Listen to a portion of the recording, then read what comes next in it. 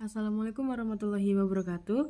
Yang terhormat dosen pengampu mata kuliah Filsafat Hukum Islam dosen Hervin Yoki Pradikta MHI. Perkenalkan, nama saya Dinda Widiarsi, NPM 2121010017. Di sini saya akan memaparkan materi kelompok 10 mengenai tokoh-tokoh yang berpengaruh dalam perkembangan filsafat hukum Islam serta pemikirannya. Yang pertama, ada Al-Kindi. Al-Kindi meyakini bahwa banyak definisi filsafat tanpa menyatakan bahwa definisi mana yang menjadi miliknya. Yang disajikan adalah definisi-definisi dari filsafat terdahulu. Itu pun tanpa menegaskan dari siapa yang diperolehnya. Lalu berikutnya ada Al-Farabi. Al-ilmu bil maujudat bima hiya al-maujudat, yang berarti suatu ilmu yang menyelidiki hakikat sebenarnya dari segala yang ada ini. Al-Farabi berhasil meletakkan dasar-dasar filsafat ke dalam ajaran Islam. Dia juga berpendapat bahwa tidak ada pertentangan antara filsafat Plato dan Aristoteles, sebab kelihatan berlainan pemikirannya tetapi hakikatnya mereka bersatu dalam tujuannya. Lalu berikutnya ada Ibnu Sina. Dalam hal filsafat, Ibnu Sina mengusahakan memadukan filsafat dengan agama. Menurut Nabi dan filosof menerima kebenaran dari sumber yang sama, yakni malaikat Jibril yang juga disebut akal 10 atau akal aktif. Berikutnya ada Al-Razi. Metode pemikirannya adalah bersistem pengembangan daya intelektual. Apabila ada seorang murid bertanya, maka pertanyaan itu tidak langsung dijawab, melainkan dilempar kembali kepada murid-murid lainnya yang terbagi kepada beberapa kelompok. Beliau juga membahas mengenai filsafat dan 5 kekal atau al-qadim. Lalu berikutnya ada Ikhwan al-Syafa. Beliau menyatakan bahwa filsafat itu bertingkat-tingkat, yaitu cinta, ilmu, mengetahui hakikat wujud-wujud menurut kesanggupan manusia, berkata dan berbuat sesuai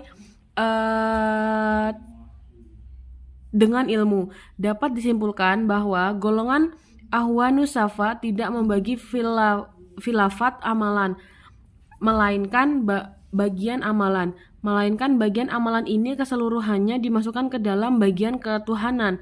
Di samping itu, mereka juga memasukkan politik kenabian dan ilmu keakhiratan pada partikel. Lalu berikutnya ada Al-Ghazali.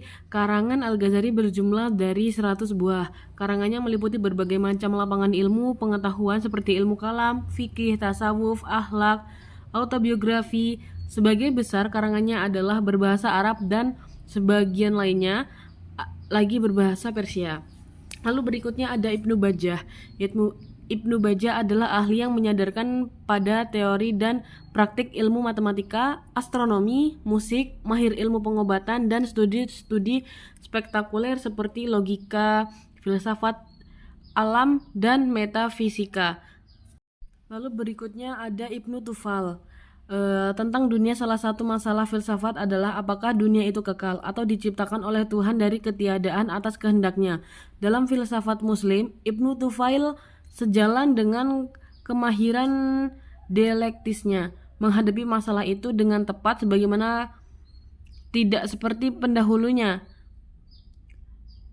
tidak menganut doktrin saingannya sekalipun dia tidak mendamaikannya. Lalu berikutnya ada Ibnu Rusyid, pencari Tuhan. Ibnu Rusyid meneliti berbagai golongan yang timbul dalam Islam. Menurut pendapat dia, yang paling terkenal ada 4, yaitu Asyiriyah, Mu'tazilah, Batiniyah, dan Hasyimiyah. Masing-masing golongan mempunyai kepercayaan yang berlainan tentang Tuhan dan banyak memindahkan kata-kata syara dari arti lahirnya kepada takwilan-takwilan yang disesuaikan dengan kepercayaannya. Lalu berikutnya ada karya yang dihasilkan oleh beberapa tokoh tadi, yaitu yang pertama ada Al-Kindi, yaitu kitab Al-Kindi ila al-Mu'tasim billah fi al-Falsafah al-Ula, tentang filsafat pertama. Lalu berikutnya ada kitab Al-Falsafah al-Dakhilat wa al-Masail al-Mantikiyah wa al-Muqtasah wa ma faqqa al-Tabi'ah, tentang filsafat yang diperkenalkan dan masalah-masalah logika dan muskil serta metafisika. Lalu berikutnya ada kitab Fi annahu la tanalu al-falsafah illa bi ilm al-riyadiyah, tentang filsafat tidak dapat dicapai kecuali dengan ilmu pengetahuan dan matematika. Berikutnya ada hasil karya Al-Farabi. Yang pertama ada Al-Jami'u Baina Ra'yani Al-Hikman Afalatoni Al-Hahi wa Aristoteles, atau pertemuan atau penggabungan pendapat antara Plato dan Aristoteles. Yang kedua ada Tahsilu As-Sa'dah, yaitu mencari kebahagiaan. Yang ketiga ada Fususu Al-Taram, yaitu hakikat kebenaran. Lalu berikutnya ada karya Ibnu Sina. Yang pertama ada Ashifa, buku tentang penyembuhan. Yang kedua ada Nafat, ringkasan dari buku Ashifa. Yang ketiga ada An-Nun, buku ilmu kedokteran. Lalu berikutnya ada Ad-Didiyah, yaitu buku ilmu kedokteran.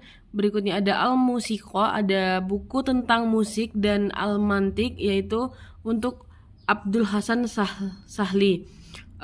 Berikutnya karya yang dihasilkan oleh Al-Razi memiliki buku-buku diantaranya sebagai berikut. Yang pertama ada Atib Al-Ruhani, ada Al-Shirad Al-Dakwah, Amarah Al-Iqbal Al-Da'wah, Kitab Al-Lazah, Maqalah Fima Al-Toybiyah, Al-Syuku Ala Proclus. Lalu berikutnya ada Ibnu Miskawayh. Dalam buku The History of the Muslim Philosophy disebutkan bahwa karya tulisannya yaitu sebagai berikut. Yang pertama ada Al-Fawz Al-Akbar Al-Fawz Al-Azhar Tajarib Al-Uman, yaitu sebuah sejarah tentang banjir besar yang ditulis pada tahun 369 Hijriah atau 979 Masehi. Berikutnya ada Uns Al-Farid, yakni koleksi anekdot, syair, peribahasa, dan kata-kata hikmah. Lalu berikutnya karya yang dihasilkan oleh Ikhwan Al-Safa. Karya monumental Ikhwan Al-Safa adalah Ensiklopedia Rasail Ikhwan Al-Safa. Kitab ini memuat informasi yang sangat penting diketahui oleh publik tentang berbagai disiplin ilmu pengetahuan yang telah berkembang di dunia Islam pada sekitar abad ke-10 dan 11, seperti matematika, etika, ekologi, fisika, psikologi, dan agama yang terkumpul dalam 52 risalah ilmiah yang sangat maju diukur dengan zamannya. Berikutnya karya yang dihasilkan oleh Al-Ghazali. Kumpulan karya Al-Imam Al-Ghazali yang tersebar di seluruh dunia memberikan sumbangan bagi perkembangan kemajuan ilmu pengetahuan umat muslim. Karya yang dihasilkan oleh Ibnu Tawfil.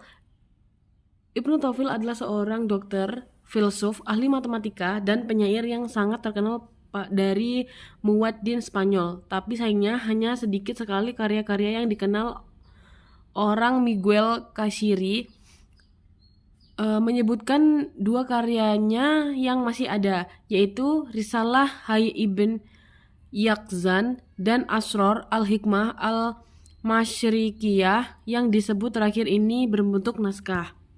Lalu berikutnya ada karya yang dihasilkan oleh Ibnu Bajjah. Ya, ada Risalah Al-Wada, Risalah Al-Ittisal, ada Risalah Fil Alhan, dan Kitab An-Nabat.